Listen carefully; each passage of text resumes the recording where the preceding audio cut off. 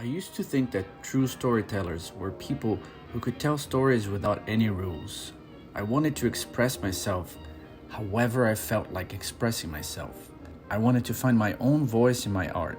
But the truth is that I didn't even know who I was. And that romantic idea of finding myself without any rules was pure fantasy. You have to know the rules so you can break them. This is the Comics Diligence. What you experienced in the opening scene of this episode between me, the fridge, the dog, and the toilet is called the Kuleshoved effect. The idea that two shots in a sequence are more impactful than a single shot by itself. A shot, of course, is the uninterrupted record of an action. All I did in the opening sequence was record a few shots. Me looking down from a low angle, ice cream in freezer, my dog, and the toilet, all from a higher angle. I edited those shots with me between them, and your brain did the rest. So you can blame Kuleshov and your brain for any trauma. Because I recorded myself outside. I wasn't even in the bathroom. Isn't that weird? Well, it's science. Isaac Newton said that for every action there is an equal and opposite reaction. That's the famous law of action and reaction. When two bodies interact, they apply forces to one another that are equal in magnitude and opposite in direction. I'm not an Isaac Newton fan, but the Kuleshov effect is nothing but the law of action and reaction.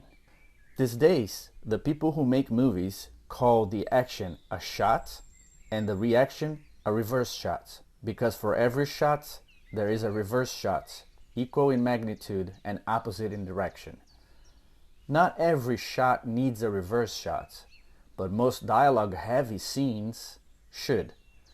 I'll get to that in a second.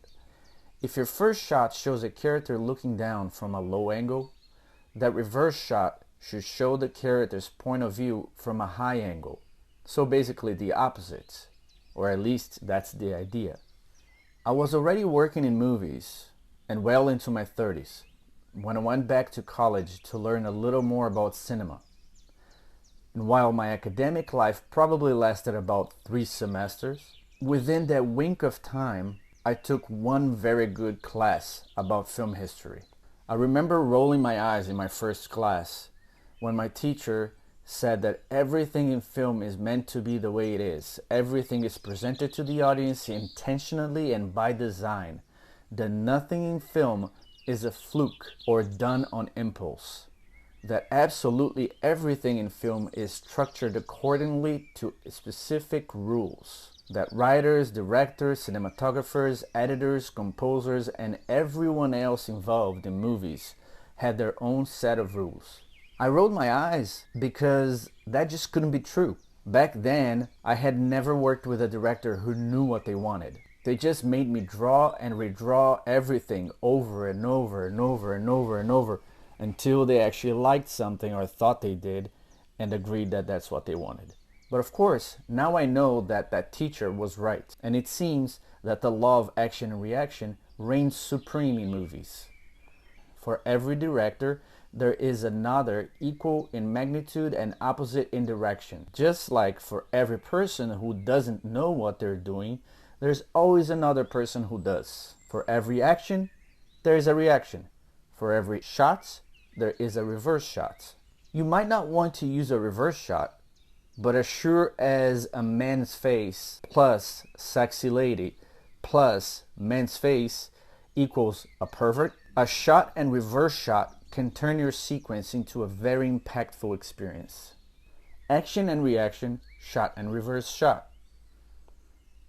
The two main characters in this page I'm showing you right now are in a pickle and arguing about a third character who's off panel. The script gave me 5 panels to work with, but in the end, I decided to add an extra panel just so I could add a reverse shot with the two characters' point of view, revealing the third character enjoying himself in the crowd. By literally putting a face to a name, I automatically emphasized the two characters' distaste for the third character, while connecting the reader to the last dialogue on panel 6. In movies, the camera is supposed to be a silent partner, and you as an audience member are not supposed to notice the camera. You're supposed to be fully immersed in the story with the characters. And if you notice the camera for any reason more than you notice the story itself, then the magic is broken and the film loses you as an audience. That's the main reason behind shot and reverse shot.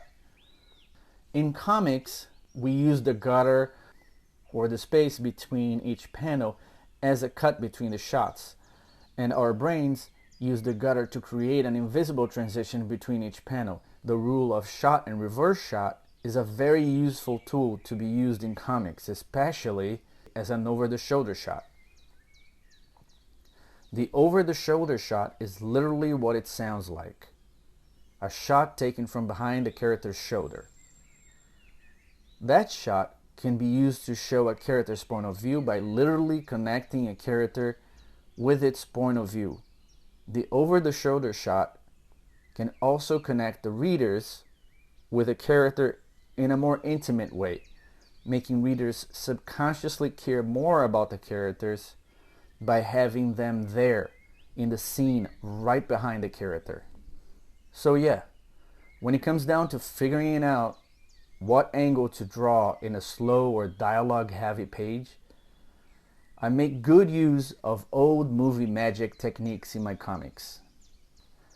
They're a sure shot or reverse shot to get the audience's attention. Make your comics